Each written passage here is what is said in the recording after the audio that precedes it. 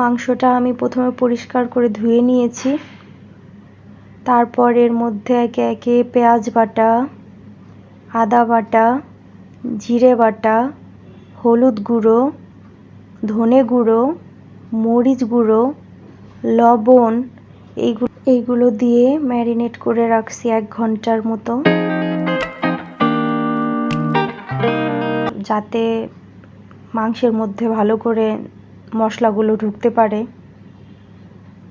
আর আপনারা যখন মাখাবেন চেষ্টা করবেন ভালো করে মাখানোর জন্যে, অনেক টাইম নিয়ে মাখাবেন।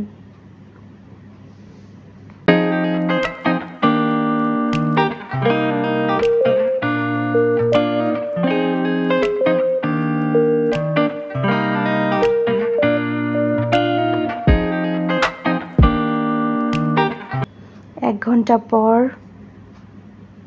আলুটা ভালো করে ভেজে নিব।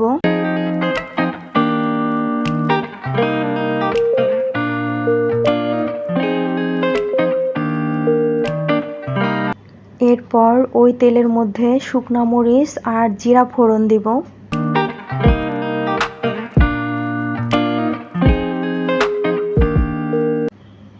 এরপর এর মধ্যে রসুন বাটা দিয়ে একটু ভালো করে ভেজে নিব।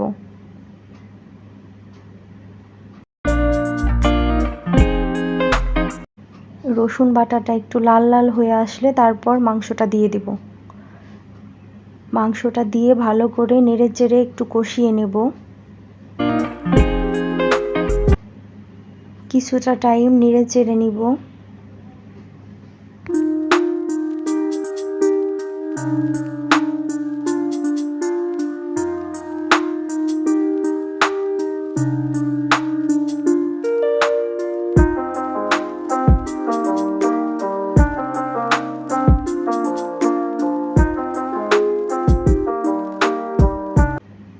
এরপর চুলা কমিয়ে দিব। কমিয়ে দিয়ে মাঝারি আঁচে ঢাকা দিয়ে রান্না করব কিছুক্ষণ।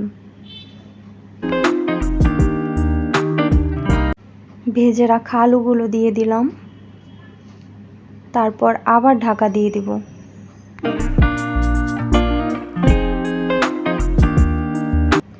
এইভাবে ঢাকা দিয়ে 30 মিনিটের মতো রান্না করব।